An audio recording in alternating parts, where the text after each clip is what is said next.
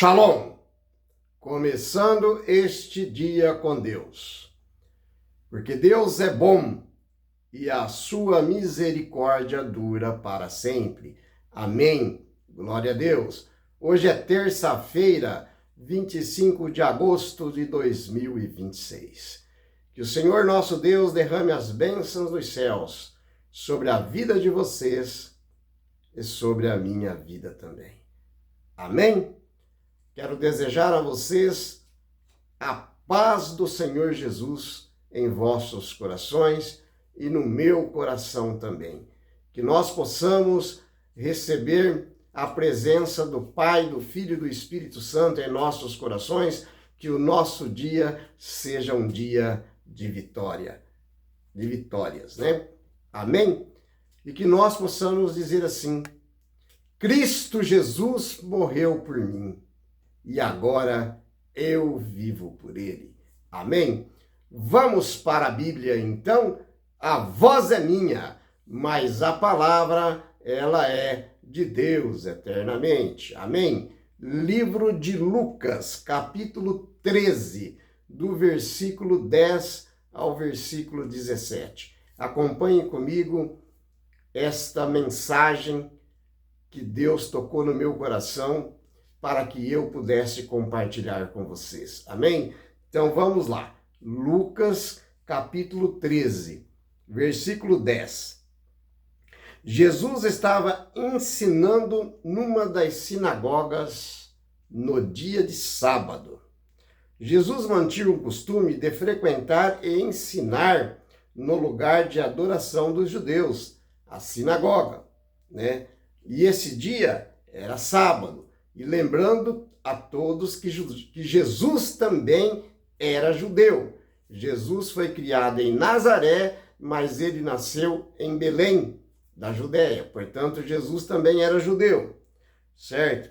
Ele usava essas oportunidades públicas, certo? Para revelar a verdadeira vontade, né, do reino de Deus, né? Em nossos corações, nos corações das pessoas daquela época, né? O reino de Deus, o reino dos céus, né? Isso é maravilhoso, né? Para todas as pessoas receber a presença de Cristo Jesus. Mas aqui, a partir do versículo 11, vocês vão começar a entender esta mensagem, esta história bíblica, ok? Versículo 11 diz assim: estava ali uma mulher que tinha um espírito de enfermidade, havia 18 anos e andava encurvada e não podia de modo nenhum endireitar-se. Provavelmente, né, essa mulher deveria ter uma doença que chama escoliose, né? Que a sua coluna estava totalmente encurvada, só fazia 18 anos, certo? Veja bem, meus irmãos, a condição dessa mulher era terrível. Ela sofria quase 2 décadas, né? Sua coluna estava presa em uma deformidade, né? Que impedia ela de olhar para o céu, certo?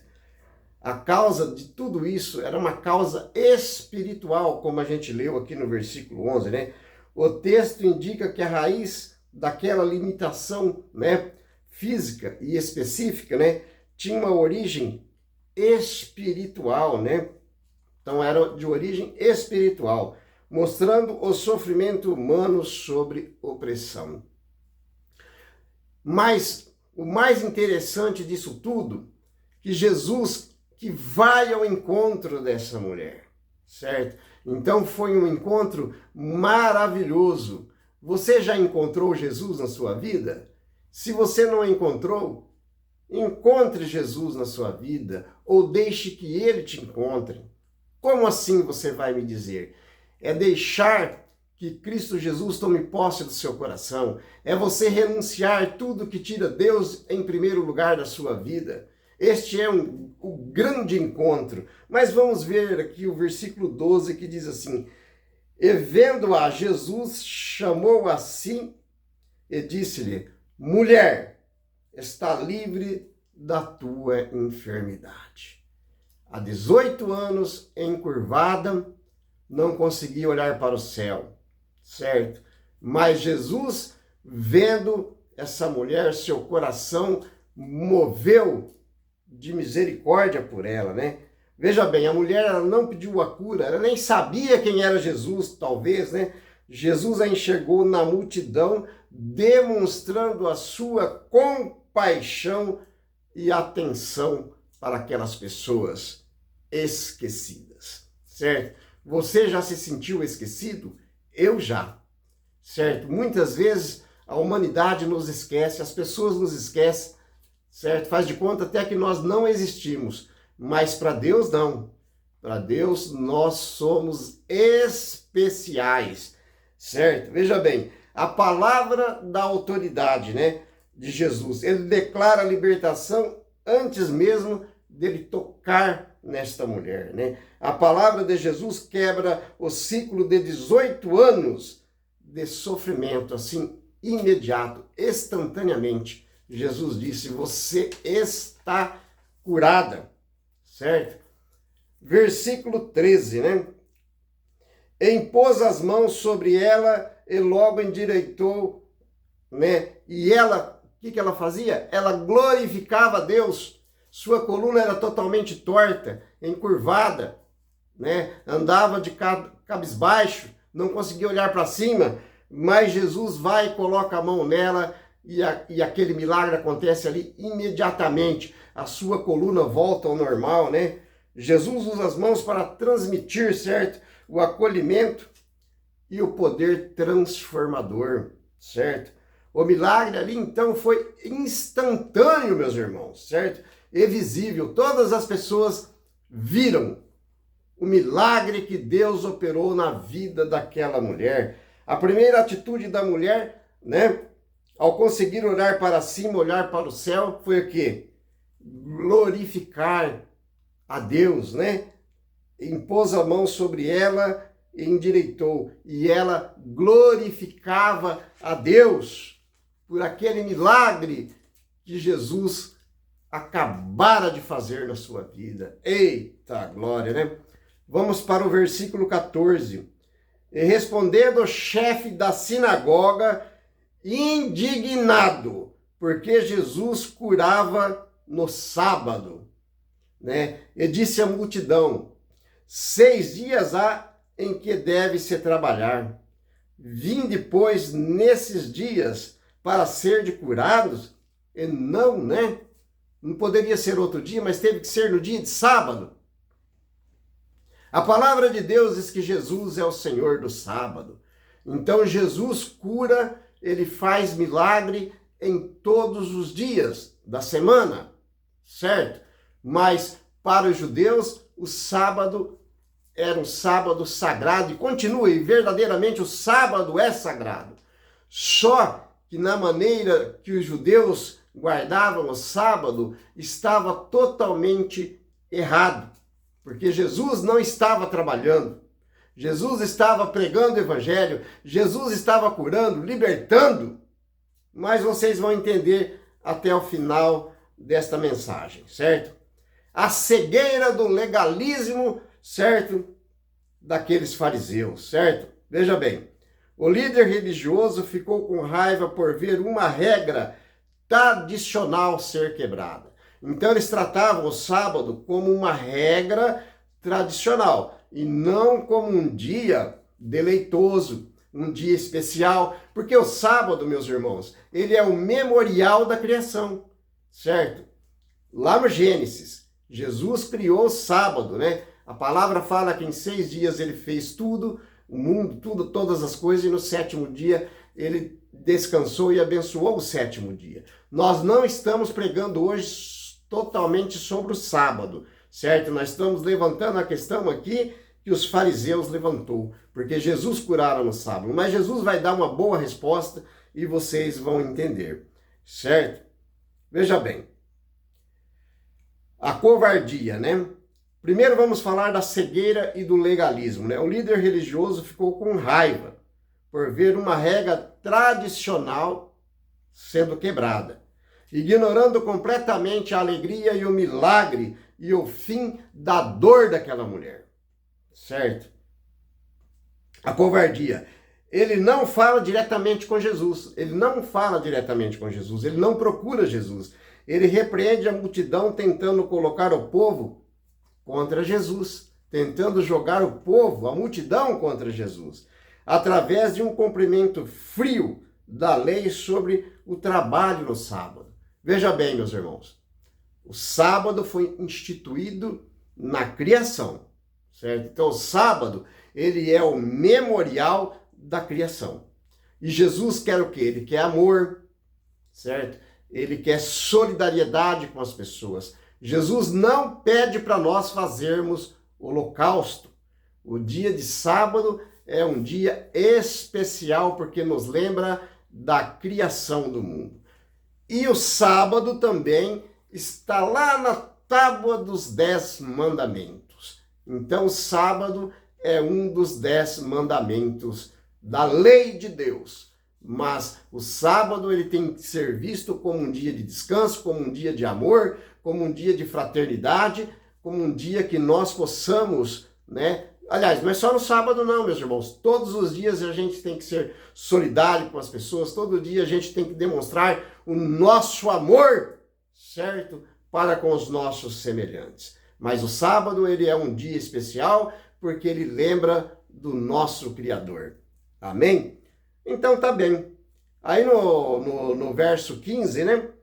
Respondeu-lhe, porém, o Senhor e disse, né? Dizendo lá para o principal da sinagoga, né? Hipócrita, cada um de vós não desprende, né, da sua manjedoura no sábado? O seu boi e seu jumento você não leva para tomar água? Certo? Então é isso, certo? Porque no dia de sábado você não vai levar o seu animal para comer, você não vai levar o seu animal para beber, você não vai comer, você não vai beber, certo? Não, não. Nós temos que fazer o bem sem olhar a quem, independente se é sábado, domingo, terça, quarta ou quinta, certo? Todos os dias a gente tem que procurar fazer o bem para os nossos semelhantes. Mas a mensagem aqui, ela enfatiza isso, que o líder religioso, ele ficou muito indignado com Jesus, porque Jesus curara aquela mulher que estava enferma há 18 anos, num dia de sábado. E o povo dizia que Jesus estava trabalhando, que não era para trabalhar no sábado. Não, meus irmãos, Jesus não estava trabalhando. Jesus estava fazendo uma ação missionária. Se bem que Jesus, ele nunca cobrou um centavo de ninguém, certo? Para fazer um milagre. Nunca, nunca, nunca. E o maior milagre de todos os tempos, na minha vida e na vida de vocês, foi a morte de Cristo Jesus na cruz do Calvário, certo? Ali ele pagou resgate com a sua própria vida para libertar eu e você, para nos dar a salvação, certo? Veja bem, meus irmãos, a denúncia da hipocrisia. Jesus chama os líderes religiosos pelo que eles eram, né? Eles criavam regras, veja bem, eles criavam regras que valorizavam mais os animais do que os seres humanos, certo? O argumento prático deles, né? Desamarrar um animal para dar água era permitido no sábado, pela própria tradição deles, pois era considerado um ato de misericórdia. E geralmente, quem tem animal em casa, eu tenho animal em casa, todos têm animal em casa, a maioria das pessoas. É claro que a gente não vai deixar o nosso animalzinho passar fome, passar sede porque é sábado. De maneira nenhuma. É aí ainda mais, nós que guardamos o sábado, somos guardadores do sábado, é ainda mais que nós temos que fazer as nossas ações missionárias todos os dias da semana, certo? Eu não trabalho no sábado há muitos anos. E não quero dizer que sou melhor que ninguém, certo? Mas no dia de sábado é o dia que nós possamos realmente lembrar de que Deus é o nosso Salvador, certo? Porque o sábado é o memorial da criação e se encontra lá na lei dos 10 mandamentos, certo? E muitas pessoas falam, mas vocês vão ser salvos pelo sábado. Não, nós não seremos salvos somente por guardar o sábado. De maneira nenhuma. Se eu dissesse isso, eu estaria sendo hipócrita, como todos esses líderes religiosos. Não, nós vamos ser salvos por aceitar Cristo Jesus em nossas vidas como o único e suficiente Salvador de nossas vidas. Nós vamos ser salvos por aceitar a morte de Cristo Jesus ali na cruz do Calvário. Por mim e por você, sem nós merecermos, certo? Veja bem, o versículo 16. E não convia soltar desta prisão, no dia de sábado, esta filha de Abraão, o qual há 18 anos estava presa por Satanás. Ali então o caso era espiritual, presa por Satanás, certo? E Jesus teve misericórdia dessa mulher, como ele tem misericórdia de mim, como ele tem misericórdia de vocês, certo? Então vamos lá para a gente concluir o versículo 17. E dizendo ele isso, todos os adversários ficaram envergonhados. Então todos os líderes religiosos que estavam acusando Jesus de curar aquela mulher no sábado, né, ficaram envergonhados. E todo o povo se alegrava por todas as coisas gloriosas que por eles foram feitas, porque Jesus é o nosso Deus, e a palavra de Deus diz que Jesus é o Senhor do sábado, certo? Vou repetir aqui, dizendo ele isso, todos os seus adversários ficaram envergonhados, e todo o povo se alegrava por todas as coisas gloriosas que por Jesus foram feitas. Então veja bem, meus irmãos, nós vamos ser salvos pelo amor e pela graça de Jesus. Então, como esses fariseus, esses líderes religiosos, criticavam Jesus por ter feito um milagre no dia de sábado. Então, não critique ninguém por dia nenhum, certo? Quando você vê algo que você não gosta, procura entender e você vai entender, certo? Então, que Deus abençoe você que guarda o sábado. Deus abençoe você que não guarda o sábado, que não guarda dia nenhum. Que o Espírito Santo de Deus habite em vossos corações. Tudo que eu falei aqui foi à luz da Bíblia. Que Deus abra a mente de vocês para entender a mensagem. Que Deus abra a minha mente e me capacite para levar a mensagem para vocês. Sabe por quê? Porque vocês são pessoas especiais para Deus e para mim, certo? Vocês são joias raras para Deus e para mim. Um grande abraço a todos, que Deus derrame as bênçãos dos céus. Oremos. Grandioso e eterno Deus, Pai de amor e misericórdia. Peço a Ti, Pai, aonde quer que esse vídeo chegue, Senhor, que o Senhor derrame as Tuas bênçãos sobre a vida de cada um dos Seus filhos e filhas, os Seus servos, os nossos irmãos em Cristo Jesus. Que as pessoas, Pai, recebam bênção, recebam carinho, recebam amor da sua parte. E que o Senhor também possa fazer um milagre na vida daqueles que estão enfermos, daqueles que estão com a sua coluna encurvada, como esta mulher, que é uma escoliose. Que o Senhor faça um milagre na vida daquele que está sofrendo com câncer, daquele que teve um AVC, enfim, Pai, que o Senhor possa fazer um milagre na vida de cada uma pessoa que está assistindo esse vídeo. Que você, meu irmão, você, minha irmã, entregue a sua vida nas mãos de Deus, porque Deus é maravilhoso, Ele te ama e quer te salvar. Em nome de Jesus, Pai, eu lhe agradeço hoje e para todos sempre. Amém. A voz foi minha, mas a palavra, ela é de Deus eternamente. Amém. Shalom!